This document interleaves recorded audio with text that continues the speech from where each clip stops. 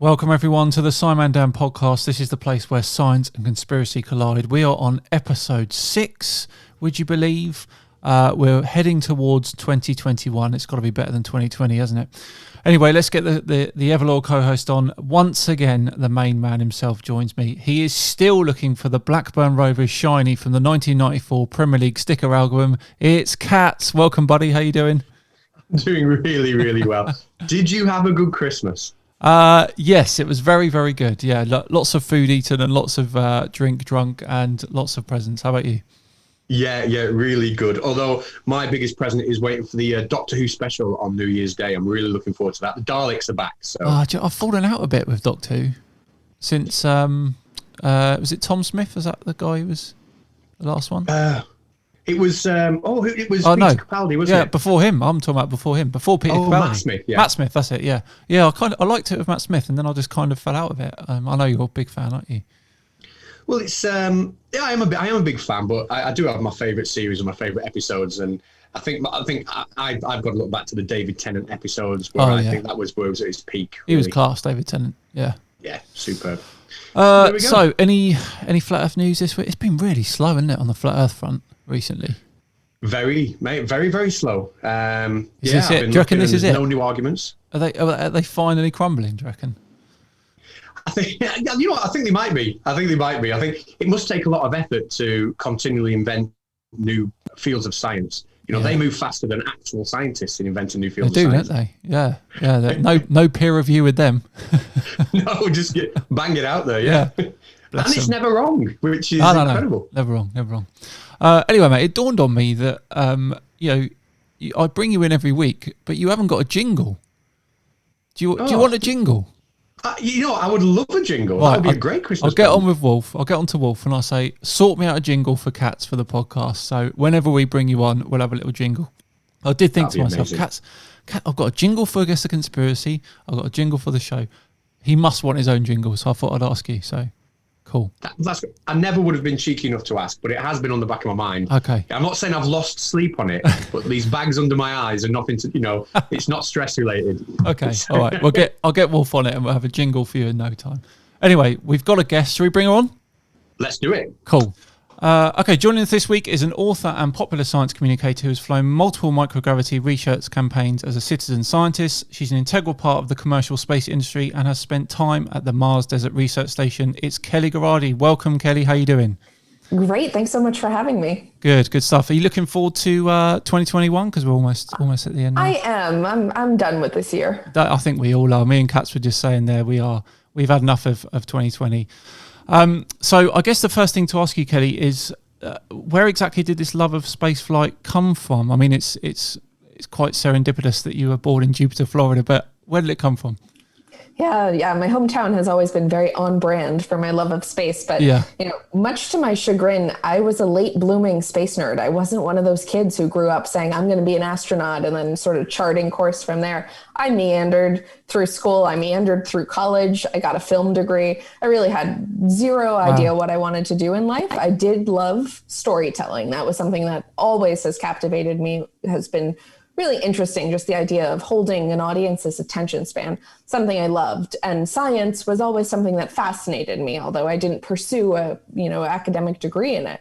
After school, I ended up graduating the same year that the space shuttle program retired. I ended up really serendipitously meeting some amazing people through the Explorers Club in New York City. And they were astronauts who were private astronauts. And it was specifically folks working on the commercial side. Okay. I had never heard of a commercial space flight industry before. I only knew NASA at that time. It opened my eyes and it opened the aperture of my understanding of this entire ecosystem that was starting at the ground floor. And it was like a light switch turned on. And I was so motivated to get involved. And that really kickstarted the last decade of my life where I've spent on the commercial space industry side. Yeah, and what a decade it's been. You've flown in a variety of microgravity research flights, haven't you? And you tested a biomonitor suit, is that right?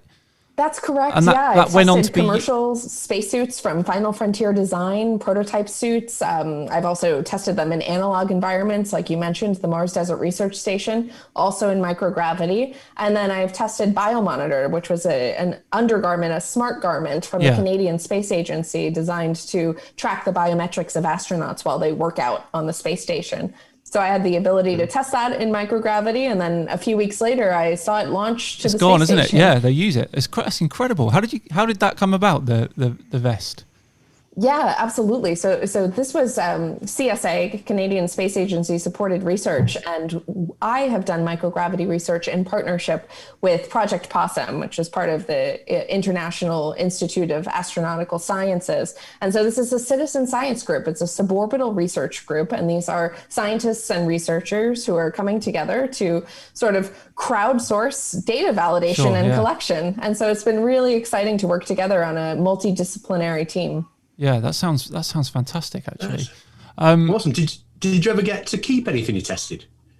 So, good question. No, unfortunately, although the technology has been amazing. But I have gotten to fly personal mementos. So I did travel a lot. The first year my daughter was born, I missed a lot of little firsts in her life. She's 3 years old now. But nice. One of my first microgravity flights, I did have a little patch that was designed for her birth by a NASA space mission patch artist who has done a lot of shuttle patches and ISS patches.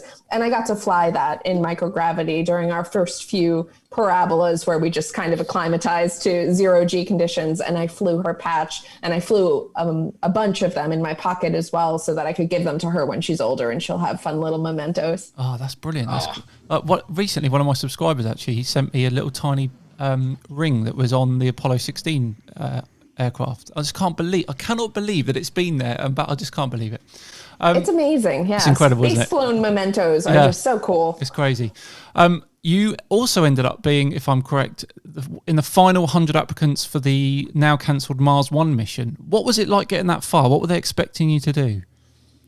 It's such a funny period of my career, and I look back on it with I'm sort of in between how I feel about it. Very hot, very cold. Yeah. Never was this ever an engineering mission, right? Like this was an organization with a single media premise, right? Sure. They were banking on the fact that the spectacle of sending humans to Mars was worth the capital investment, right? Yeah. It was like straight up ROI for what could this be? And, to be fair to them, you look at something like the Olympics, you look at something like, Shackleton's expedition to Mount Everest, like that was funded by documentary rights. So there's precedent for this kind of thinking. And to me, what was so attractive is that, it resonated with me that I do believe this is more of an economic challenge than an engineering challenge, sending humans to Mars. I believe that that's where we're at. We need the national will, we need the capital. So to me, I was very excited to be a part of that conversation. Never once did I think, oh, my flight is leaving, in the next few years. I knew that this was a non-zero chance, but like Lloyd Christmas, and Dumb and Dumber, it's like you're saying there's a chance, right? It's like that endless optimism that's carried me pretty far in my career. So there wasn't a lot of meat on the bones with the Mars 1 mission. I can't point to anything that made me think, they've got this all figured out. Yeah. But at the same time, I do think it was helpful in removing a little bit of the giggle factor in the global conversation of human settlement of another planet. It made it that much more real for people to know we're alive in a time where that's even feasible. Well, I'm sure Katz is the same, but I'm fascinated by a potential mission to Mars. And I've heard you in an interview say that your passion is space settlement. And you've been, as we said in the beginning, you've been part of a research team that spent time at the Mars Desert Research Station. I mean, you partly answered it anyway, but how close are we really to settling on Mars? Is it just money? We're very far. We're very far from the practicalities of, truly a self-sustaining settlement off Earth. But I think what's fascinating about it to me is, you think about such a different type of mission from a shuttle flight or even a longer duration 6-month stay on the ISS, right? Yeah. And you think, okay, if the right candidate profiles for a high octane orbit of the Earth or stay on the space station were sort of these steely-eyed test pilots, who's the ideal candidate to make a home out of another planet, right? Yeah. It sort of flips the entire model on its head. And as spaceflight evolves, I do think crew needs and candidate profiles will evolve too. And that's where analog situations can be really helpful in factoring in some of those softer interpersonal dynamics. And did they talk much about the fitness of the astronauts as well? Because obviously you would be in a different planetary environment, obviously slightly less gravity. Is fitness a big part of that? Everything medical is going to be a part of that, right? I mean, you just can't possibly get further from help if you need it in that environment. And in our simulation, we obviously were here on Earth, but we did have a commitment together as a crew to completely, commit to as high fidelity of a simulation as we could. And that included knowing that we would not break simulation except for the event of loss of limb, life, or consciousness, right? We weren't going to break the sim in order to contact emergency services. We did have trauma surgeons. Folks were cross-trained in small sutures and in medical first aid. And so we felt very confident about that. But yes, on Mars, this is an environment that is not compatible with human life. And so everything in that environment is hostile and deadly. Yeah. I need to stop. I was going to mention a possible conspiracy theory there relating to Mars, but I need to stop because I end up messing up the game at the end because I give people clues. So I'm going to stop there. But anyway, Katz and I, so what we do is, I'm sure you're aware, we try and debunk conspiracy theorists, and space is a massive part of this at the moment. It's a huge thing. Did you know there's a growing number of people who don't believe that space even exists? And by extension, the planets are nothing more than luminaries in the sky. Did you know that? I did. I wish I didn't know that, but I did. It's crazy, isn't it? So it's a real punch in the arm to people like you who are putting everything into trying to get to these places, and they're just saying no, they don't exist. They're just lights in the sky. And to someone like Buzz Aldrin, it's a literal punch in the face. I mean, I don't know if you guys have seen that video, but it's one of my favorites. The moon landing deniers. Yeah, absolutely. Not that we're condoning violence on this podcast, but it was a quite humorous Very video. Funny. It was, wasn't it? Yeah. So the anti-space conspiracy is a major part of the flat Earth belief. Have you had any experience with flat earthers? I have. I have a pretty robust digital footprint online and on social media platforms. And so over the years, I have certainly attracted a fair number of flat Earth trolls, everything from Masonic conspiracy theories to, you take your pick. I'm sure you guys are much more well-versed in them than I have been. I haven't even recognized some of the things that were said to me. But, they always weed out the people that, they always find someone, don't they? Like we had Dr. Becky on the podcast a couple of weeks ago, and she was doing a live YouTube, and I believe there was a flat earther masquerading as a normal person in the comments, asking all these underhand questions, trying to get. It's just absolutely ridiculous. I don't. Katz feels the same as me, but it's crazy how they can. They spend. It's almost like they spend most of their time looking for guys like you to have a pop at. Yeah, absolutely. It's a sport. Yeah. Oh, that's a good way of putting it, actually. Yeah. There's actually a worrying trend that the percentage of millennials who don't believe in the moon landing is rising. Is this a consequence of the fact we haven't seen manned missions to anywhere other than the ISS since 1972?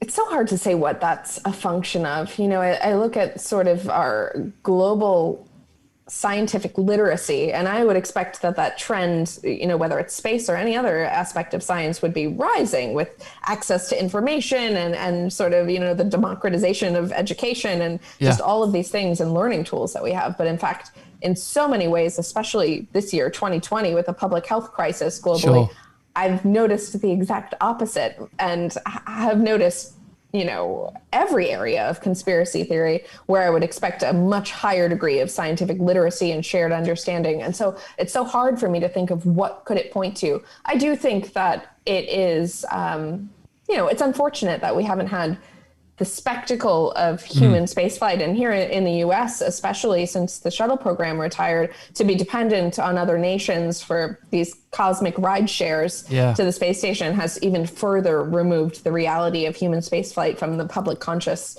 But it's so hard to say what is the cause of that, because I have seen the disinformation so rapidly spreading across all areas of science. Yeah, I just find it hard to believe that people that weren't alive during that moon landing are so confident in doubting it.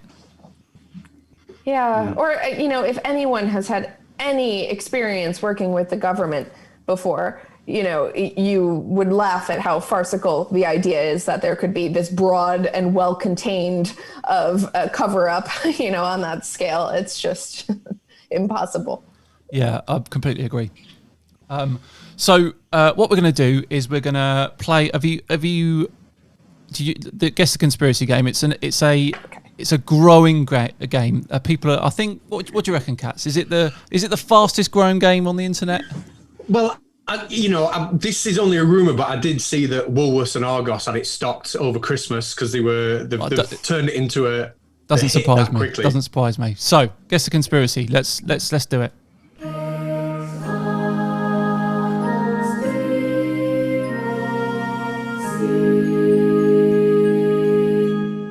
So, Katz and I have both come up with a fake conspiracy, and there is another one in there that is real in that people actually believe it. And your job is to try and figure out which one is fake. Sorry, which one is real and which two aren't. So, here we go. Number one, a species used to exist on Mars before they were evaporated by the solar winds due to the failing of Mars's magnetic field. That's conspiracy number one. Number two, every single astronaut that went to the moon were convicted felons that went along with faking the moon landing to get a full pardon. That's number two. And number three, the expansion of the universe is accelerating due to antimatter collisions that are ripping the universe apart. Scientists know the exact date this will kill us all, but are not saying anything. These are also good. Yeah, so we're getting better. We're getting better at making the fake ones. Okay, and so remind me, I have to pick from those three. Which one is based real? On the trolls I've seen, all could be very plausible conspiracy theories, but I have to pick the one that is not actually a conspiracy theory. You've got to pick the one that is actually believed by people out there. Okay. The other two were made up by me and Katz. Wow, you guys are good. Okay. Okay. Thank you. Just to walk through my thought process a little bit. Okay. The Mars, ancient life on Mars, it seems believable that could have been a conspiracy theory, just given the attention to sort of find these coveted biosignatures. So I feel like that one is kind of believable. People could think that. I could see that happening.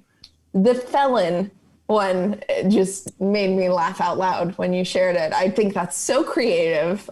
I want to hope that that's you two, because I think it's very, very, very creative. Let's see. And then the third one, again, these are sort of, it feels more believable to me when people are picking apart sort of actual scientific, Absolutely. theories and then adding their own conspiracy spin right at the end, but they're keeping it a secret, that's what's going to kill us all. I don't want to put you under pressure, but it's currently 3-1 to the guests. So if you get this right, the guests have got a big lead, and me and Katz have got a lot of making. Oh God, no pressure, right? Okay. I have to go with the laugh out loud middle one. The middle one. Yeah, I have to go with the felons. So just confirm, the full pardons for a moon ride. you believe that is a conspiracy that people actually believe, yeah? Is that what you're going for? I mean, it's just so absurd, and the people I've met on the internet are just so absurd that I'm almost throwing the dart at the most ridiculous one I can believe. But now you're making me second guess myself. I do always ask the person are they sure? That I always ask that, so don't think it's something I'm trying to trick you. I always say, are you confirming? It's in between that and the Mars biosignature for me. The ancient life. Let me just go with the felon. It's the most ridiculous thing I've ever heard. Okay, here we go. We did it, Katz. We did it. We're back in the game. Merry Christmas. So 3-2 to the guest. Yeah. So there's probably more than one person, but there is a guy who specifically believes that an ancient species existed on Mars. Has written books on it and everything.